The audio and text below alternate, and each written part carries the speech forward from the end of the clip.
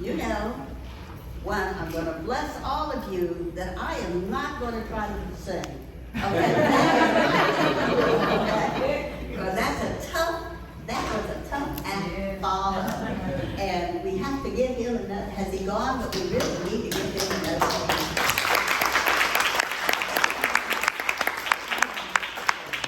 Well, I look around this room, and most of you are my family, and some of you I haven't seen in over 2 years since this pandemic started, and it is a blessing to see you. But I have to admit that I have spoken for the mayor of Columbus. I have given speeches everywhere. I am more nervous today speaking in front of you than all of the other folks that I have spoken in front of. But I have such an exciting story to tell. So I hope you will be patient with me, because this is such an enormous responsibility to share our stories and to tell our stories. So please be, and this, I don't know if all of you, I'm Reita Smith Adams Bynum from Columbus, Ohio, and I've been blessed to speak in front of the Senate. And Herschel Craig always likes to tell, Senator Herschel Craig, when he introduces me, he always tells my age. So I'm going to tell you my age today. I'm 86, and I'm nervous. So please pray with me today. I'm excited and honored that my cousin Mark would feel willing and interested in having me share this story with you. And of course, my model and role model is Art. And to speak in front of a historian that knows more than you do, and you know he's going to check off, she got this right. But it's a blessing to have him and to see him after the start of this pandemic. So let me get started. As I said, this is an enormous responsibility to share this story. Oops.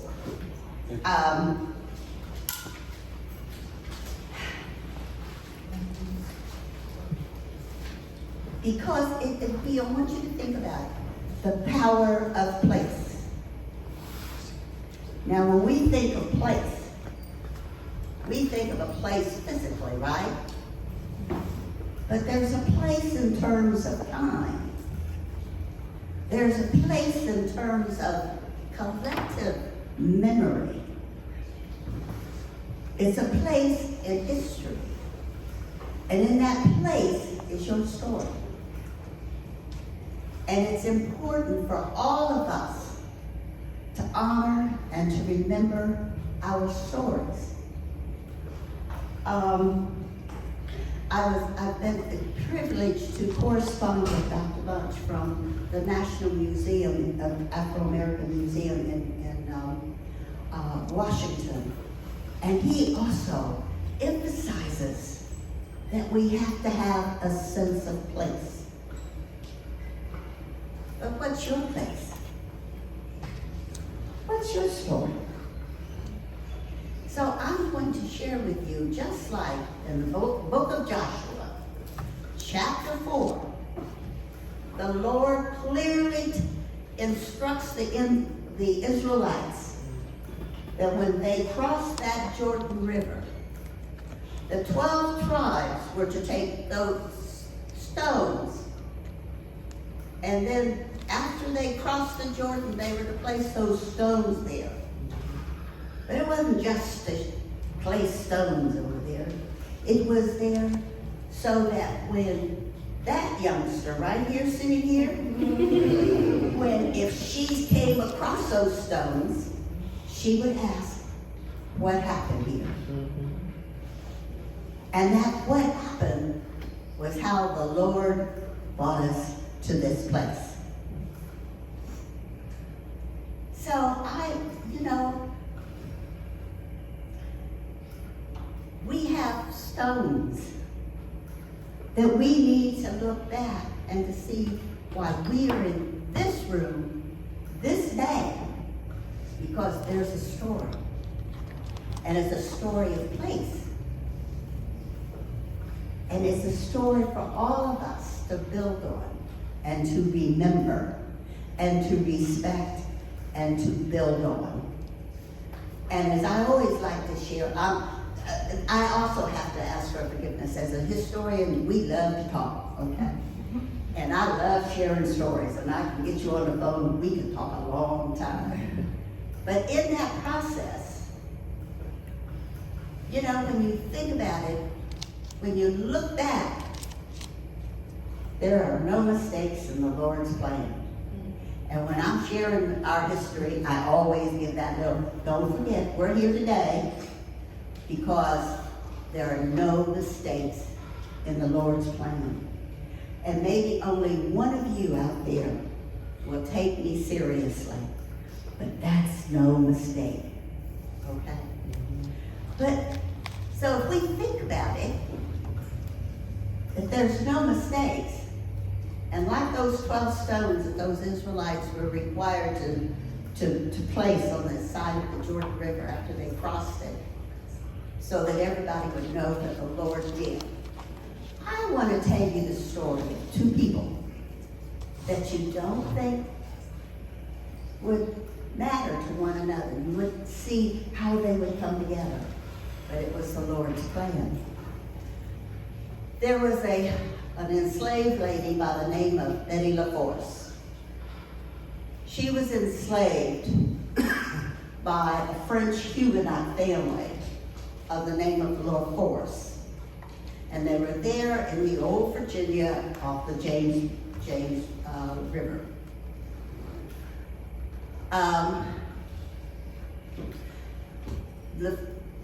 Mr. LaForce, Rene LaForce, was a Huguenot. Now, isn't it interesting?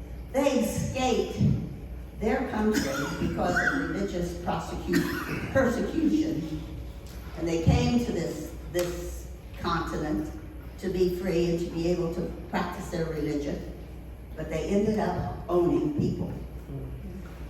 Well, he remained after the American Revolutionary War, no, before.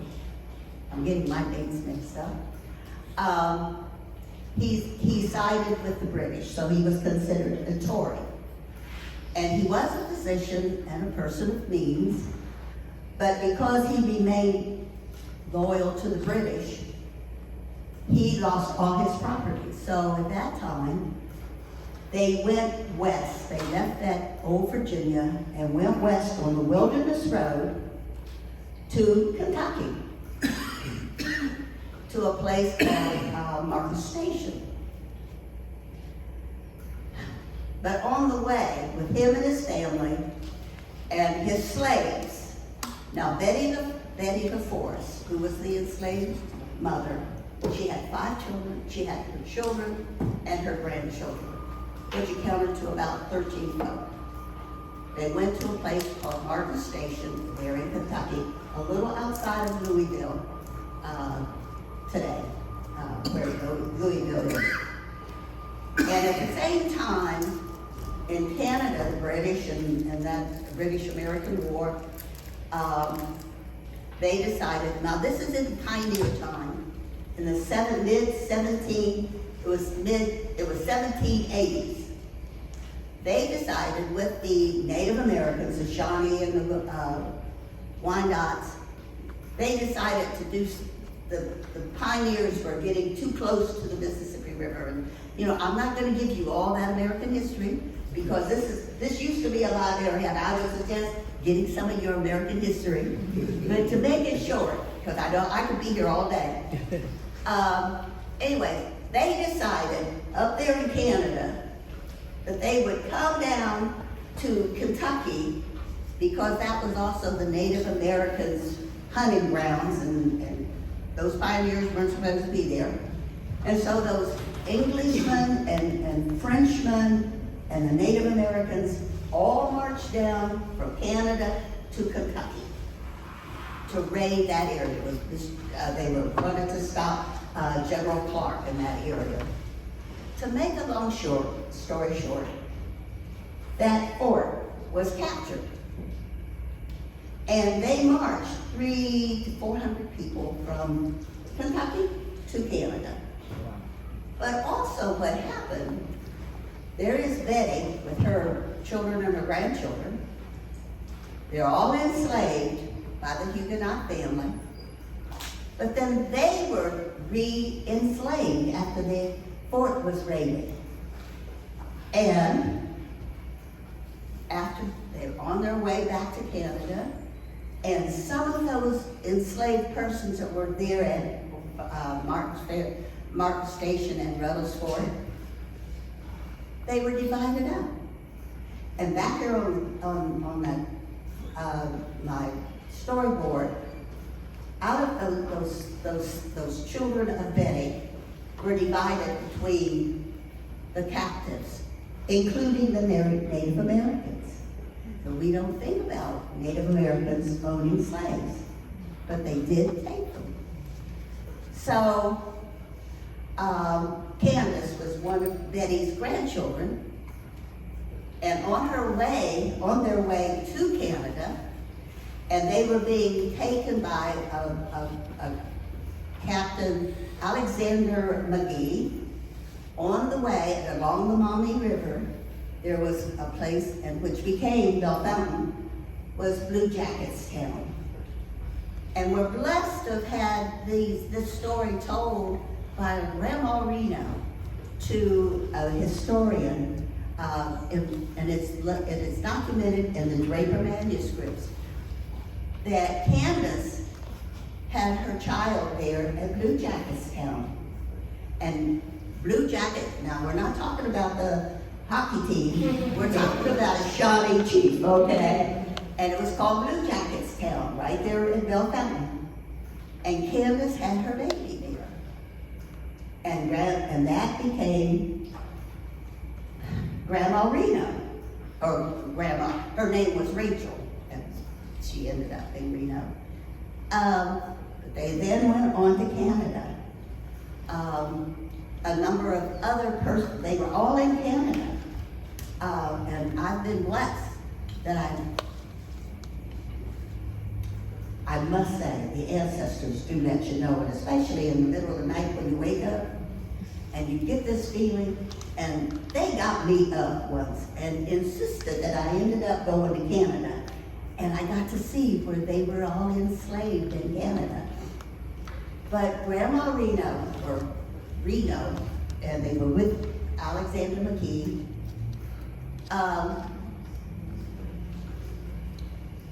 Grandma, I don't know how Rachel ended up being married or had a child by the name of, and I just learned this, we just learned this, what, about 10 years ago? That Flying Cloud was a Native American. Rachel had a child by this Native American. And he, for some reason, the Shawnee, the Native Americans adopted names of American Revolutionary soldiers. And so he used the name of Tom Reed. Now, we assumed Tom Reed was just a guy, you know? But we just learned about 10 years ago, Tom Reed was actually a Shawnee chief. And his name was Flying Cloud. That's the name I can pronounce. Is the Shawnee name. I will not do that to that name.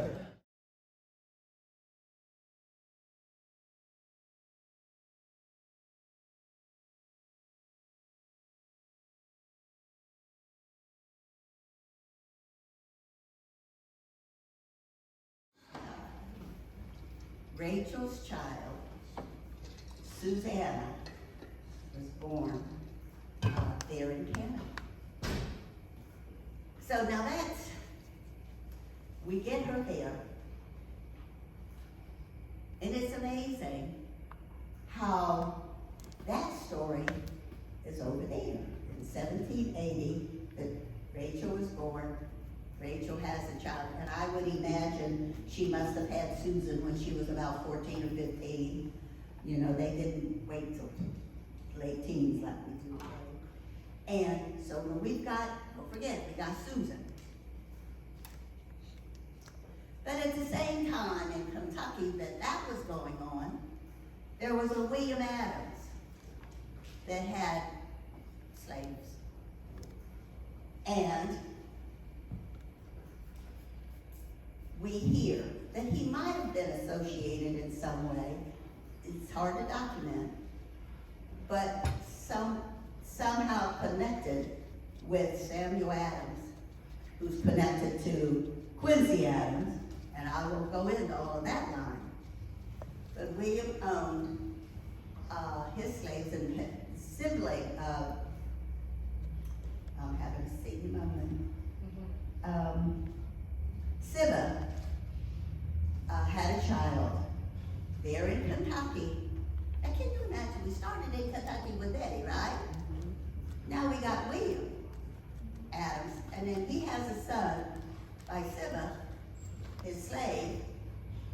I'm assuming he had a son, but anyway. Siba has his son, and we call him, it's called Lewis Adams.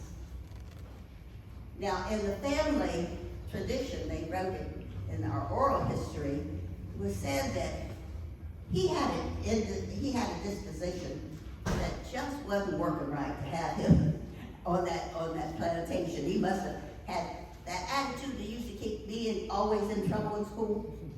He must have had that too, and it must be in the genes. And so they decided to give him his freedom. Kentucky is a very interesting state to study because there was a large sentiment about giving emancipation to their enslaved persons.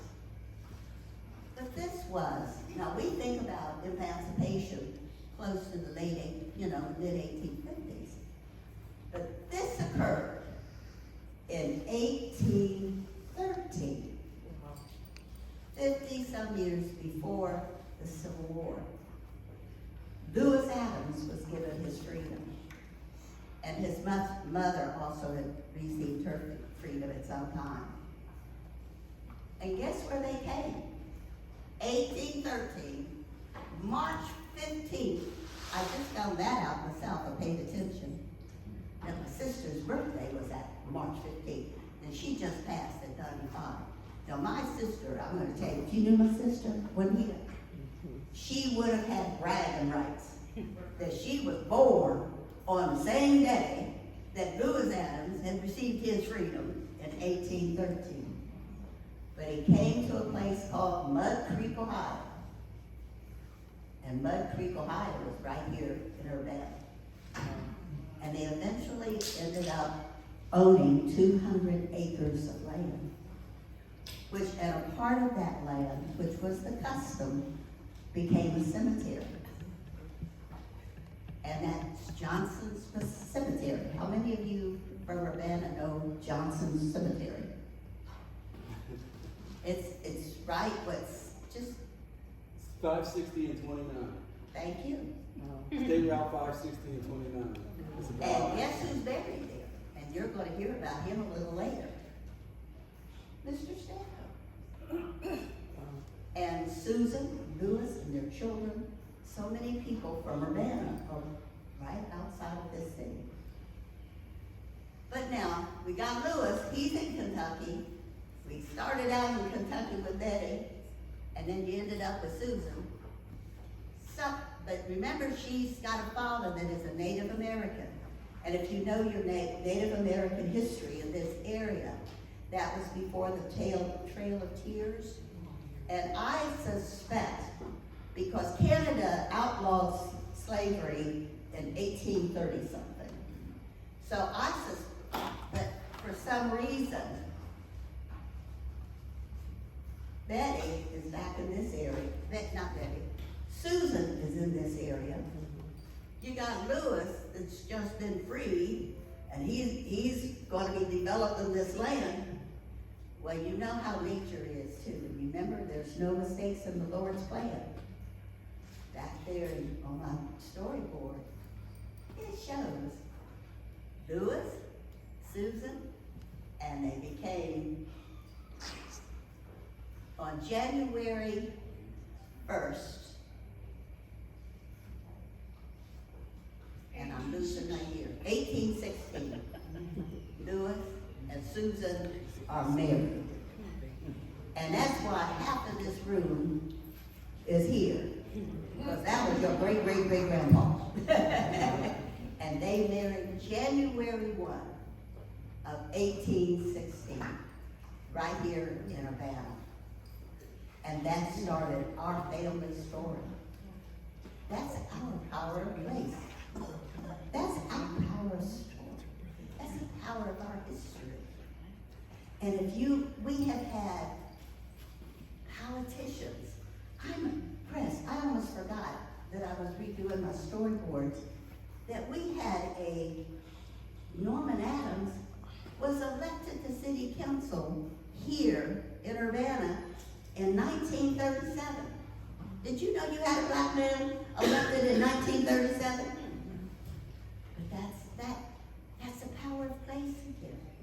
It's the power of our story.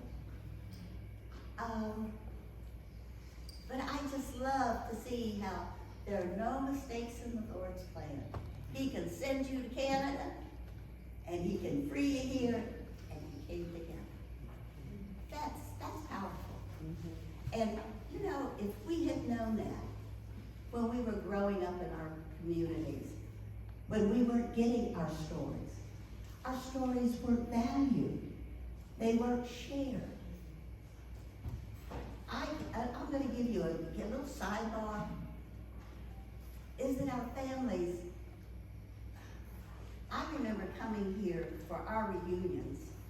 And by the way, for those of you who are not Adamses, the Adams family had their first reunion here on Hill Street in 1920. We are getting ready to celebrate our 102nd consecutive family reunion.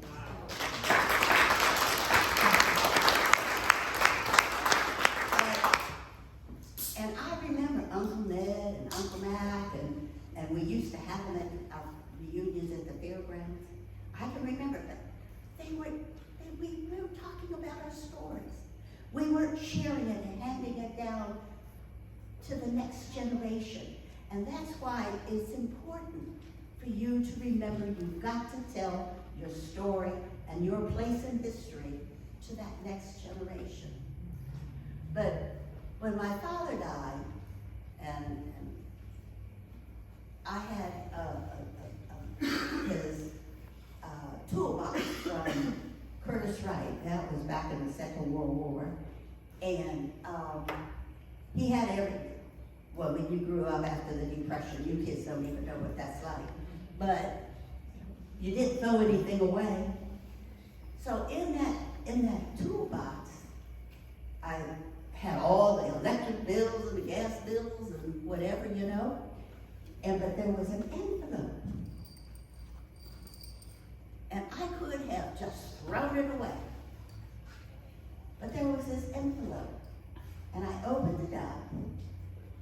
And there was a leather pouch. Just an old leather pouch. And I opened it up. And I unfolded it. And there is a certificate of appreciation for serving in the 100 days of volunteers in the Civil War. Those of you that have studied the Civil War, they had volunteers that for 100 days, they volunteered to their services. And in this particular group, happened to have been the group that was in Washington when it was being evaded. And this group of volunteers from Ohio, the Ohio National Guard, saved Washington during the Civil War. And so this certificate was in appreciation for their service.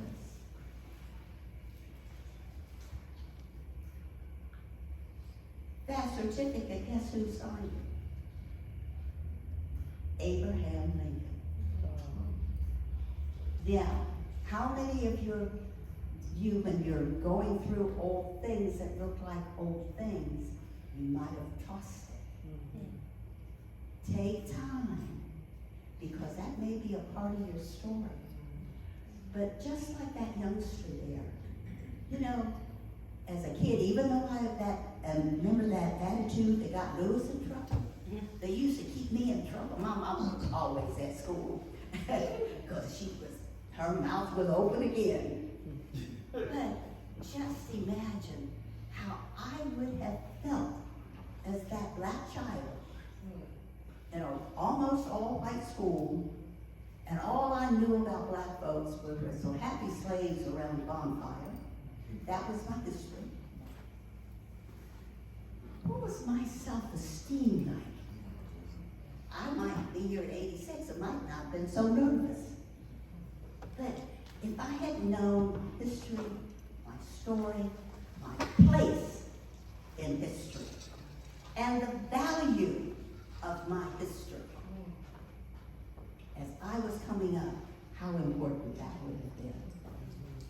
So, I just wanted to share with you how two stories came together that has a lot of us in this room. We're here in Urbana, Ohio, celebrating the Juneteenth, and I'm sure that's not a celebration. I think it's really should be another, not just a holiday. It's should be a moment of reverence, a moment of remembering more than celebrating.